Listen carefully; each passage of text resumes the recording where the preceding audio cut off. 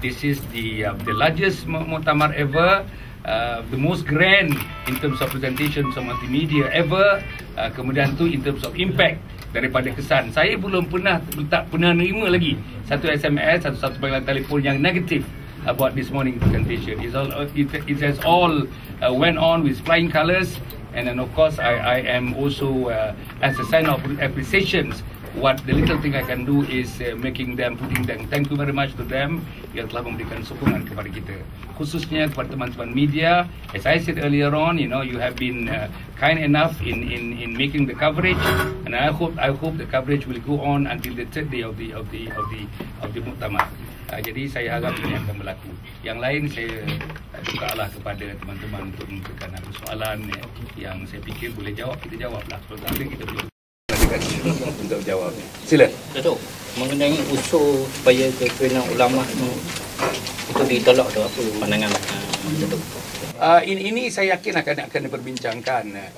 Saya pun membaca dalam website yang mengatakan usul yang sudah diluluskan oleh persidangan Dewan Ulama, tetapi jawatan kuasa usul agaknya mungkin ada beberapa teknikal di situ yang menyebabkan mereka tidak menerima usul itu.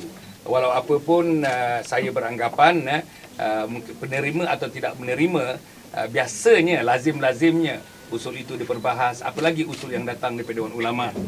Saya mengatakan usul itu bukanlah satu usul yang remeh, satu usul yang kecil, maka sudah selayaknya lah usul itu patut didebatkan begitu. Tetapi saya sebenarnya lebih daripada itu, saya tak dapat gambaran yang lebih jelas lagi tentang penolakan usul itu. Ada teman yang mengatakan bukan menolak, bukan menerima, statusnya apapun saya pun tidak berapa faham hingga setakat ini. Ada lagi? Tok, ini adakah bermakna PAS kan semakin terbuka seolah-olah peranan ulama itu tidak begitu penting lagi? Saya to the contrary. I think you punya suggestion yang pada gambaran you peranan ulama tak penting lagi.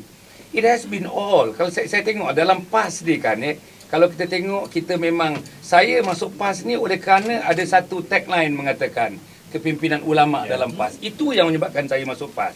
Kalau misalnya hanya nak mengangkat martabat bangsa, saya rasa saya tak masuk PAS. Kalau misalnya nak mengatakan nak membangunkan Malaysia menjadi world class dari segi pembangunan, saya tak masuk PAS. Ataupun kalau misalnya nak masuk PAS, nak membantu satu-satu golongan saja, saya tak masuk PAS. Hatta kalau nak masuk PAS, bantu Melayu saja, saya pun tak masuk PAS.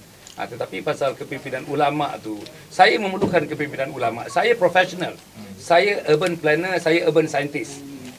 Dalam PhD saya ialah urban science. Therefore, I'm an urban scientist. Jadi nak mengendalikan PAS ni sebagai Pusurujaya hanya dengan ilmu urban science saja saya tak cukup.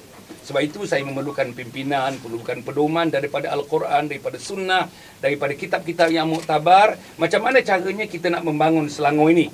Nak membangun ekonominya dari perspektif syariatnya macam mana, nak membangunkan sosialnya, syariatnya macam mana. Kalau saya dalam ajaran yang saya belajar di Amerika Syarikat selama 7 tahun setengah untuk mendapatkan PhD dalam ilmu urban planning ini, saya boleh menggunakan indikator barat, boleh menggunakan cara-cara barat, boleh menggunakan mekanisme barat, boleh menggunakan pendekatan barat.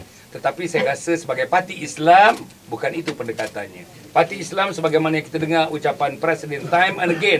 He kept mentioning tadi, apapun kita buat mestilah dalam teropong Islam, mesti teropong Islam. Membangun teropong Islam, memperbanyakkan ahli teropong Islam. Kalau kita nak tewaskan UMNO pun, kita tewaskan dalam kerangka teropong Islam. Itu dia. Siapa yang nak menterjemahkan, siapa yang nak bagi tahu kita apa dia sebenarnya teropong Islam itu? Orang macam saya ni rasanya is too small to steer, to make definitions and about that, I need to be giving help daripada para ulama kita, Mursyidul Am kita, presiden kita, timbalan Mursyidul Am kita, dan barisan-barisan ulama yang itu. Pada masa yang sama, dalam PAS ni yang cantiknya you tengok, it is kind of symbiotic relationship between ulama and professional. Dalam zaman Datuk Fadil Noor dulu, dia ada satu konsep namanya mengulamakan profesional. Artinya orang macam saya ni kena bagi religious input. Orang macam saya ni kena bagi pendedahan agama. Orang macam saya ni kena bagi perspektif agama.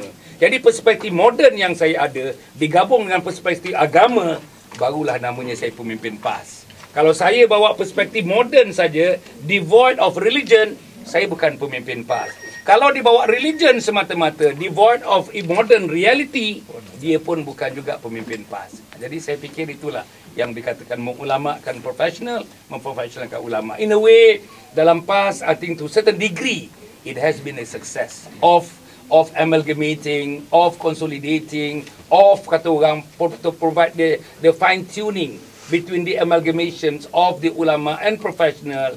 In some degree, it has been a success. Saya nak tanya satu lagi dong. Sila. Dalam hubungan PAS dengan Pakatan ni, terutama dengan DAP ni, macam mana PAS sebagai parti yang utama ni, macam mana tu? Okey. Kita baru dalam 1 tahun 3 bulan kan ya. To me, this is still a period of adjustment. It is not a marrying between one individual to another individual. It is marrying of party with another party. On a larger scale, it is marrying members of a party and members of a party. Maknanya bila kita sebut nak kahwin satu orang laki-laki dengan satu orang perempuan pun, you can see, tremendous problem kadang-kadang kita nak menyatukan dua manusia. Apalagi nak menyatukan dua kumpulan pimpinan, nak menyatukan dua grup yang besar, nak menyatukan dua grup yang ideologinya berbeza.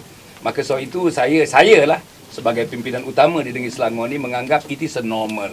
To me it is a period of adjustment. To me it is a period of knowing you and knowing us. Orang PAS kena berhati-hati, orang PAS kena berhikmah. Apa yang kita nak bawa ini tidak mengecilkan, tidak mengelirukan, tidak mengeruhkan keadaan. Sebab itu proses education ni sangat penting.